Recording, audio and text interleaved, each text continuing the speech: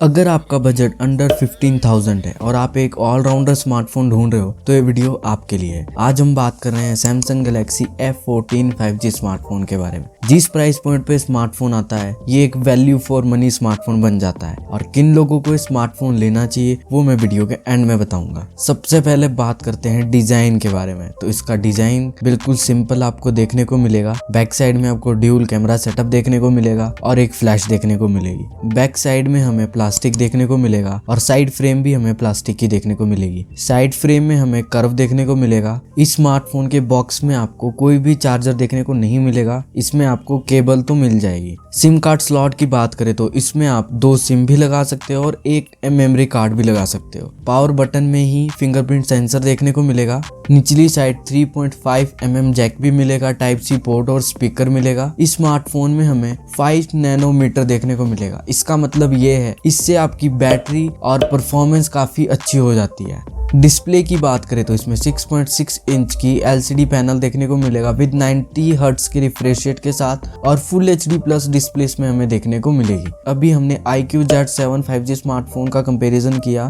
तो उसमें भी 90 हर्ट्ज का रिफ्रेश रेट देखने को मिलता है। काफी अच्छी बात है कि आपको अंडर 15,000 90 हर्ट्ज का रिफ्रेश रेट मिलता है और फुल HD प्लस डिस्प्ले मिलती है। वीडियो क्वालिटी काफी अच्छी स्मार्टफोन में मिल जाती है। साइड बेजल्स बिल्कुल कम हमें देखने को मिलेंगे और फ्रंट साइड हमें कॉर्निंग गोरिल्ला ग्लास 5 की प्रोटेक्शन देखने को मिलेगी। बैटरी की बात करें तो 6000 mAh की बैटरी देखने को मिलेगी विद 25 वॉट के चार्जर के साथ। बट इस स्मार्टफोन में कोई भी चार्जर नहीं मिलेगा, आपको चार्जर अलग से बाय करना होगा। 2 दिन आराम से आपकी बैटरी चल जाएगी। ये एक 5G स्मार्टफोन है जिसमें हमें 13 बैंड्स देखने को मिलेंगे। सिंगल स्पीकर देखने को मिलेगा इसमें, जिसकी साउंड क्वालिटी डिसेंट है, इतनी अच्छी साउंड क्वालिटी नहीं है। Android 13 के साथ ये स्मार्टफोन आता है। इसमें One UI कोर देखने को हमें मिलेगा। इसका मतलब ये है कि आप अपने फोन में कस्टमाइजेशन करा सकते हो, जैसे अपने वॉलपेपर के अकॉर्डिंग अपने आइकन्स का कलर चेंज कर सकते हो और थीम चेंज कर सकते हो। अगर इस स्मार्टफोन में परफॉर्मेंस भी अच्छी होगी तो ये एक वैल्यू फॉर मनी स्मार्टफोन बन जाता है। इस स्मार्टफोन में हमें सैमसंग का खुद का Exynos 1330 प्रोसेसर देखने को मिलेगा जो काफी अच्छी परफॉर्मेंस निकाल के दे देता है। आप न्यू स्टेट गेम को मैक्स अल्ट्रा सेटिंग पर खेल सकते हो। कोई भी फ्रेम ड्रॉप आपको देखने को नहीं मिलेगा। स्मूथ एक्सपीरियंस होगा। UFS 2.2 देखने को मिलेगा। ये एक स्टोरेज होती है। अगर आपके स्मार्टफोन की स्टोरेज अच्छी होगी तो परफॉर्मेंस भी काफी अच्छी होती है। इसमें हमें LPDDR4X रैम देखने को मिलेगी। इस स्मार्टफोन में हमें 2 साल के एंड्रॉइड अपडेट देखने को मिलेंगे। अभी इसमें Android 13 आता है। इसमें 14 और 15 दोनों वर्जन हमें देखने को मिलेंगे और 4 साल के सिक्योरिटी अपडेट देखने को मिलेंगे। रैम की बात करें तो इसमें हमें 4GB और 6GB रैम का ऑप्शन देखने को मिलेगा। स्टोरेज की बात करें तो 128GB का ऑप्शन ही इसमें हमें देखने को मिलेगा। अब बात आती है भाई कैमरा की। तो इसमें हमें ड्यूल कैमरा देखने को मिलेगा 50 मेगापिक्सल प्लस 2 मेगापिक्सल मैक्रो। और सेल्फी कैमरा के बारे में बात करें तो 13 मेगापिक्सल का सेल्फी कैमरा देखने को मिलेगा। फोटो की बात करें तो काफी अच्छी फोटो निकाल के दे देता है। स्किन टोन भी काफी अच्छा निकाल के देता है और ब्लर भी काफी अच्छा इसमें हमें देखने को मिलेगा। नाइट फोटो भी काफी अच्छी निकाल के दे देता है। इस स्मार्टफोन से आप फ्रंट और रियर दोनों से 1080p पे 30 FPS पे वीडियो शूट कर सकते हो। कनेक्टिविटी की बात करें तो ब्लूटूथ 5.3 ड्यूल वाईफाई बैंड सब कुछ इसमें हमें देखने को मिलेगा। इस स्मार्टफोन में आपको डिस्प्ले, कैमरा, परफॉर्मेंस तीनों ही चीज काफी अच्छी देखने को मिलेगी। ये स्मार्टफोन उन लोगों को लेना चाहिए जिन्हें वैल्यू फॉर मनी स्मार्टफोन चाहिए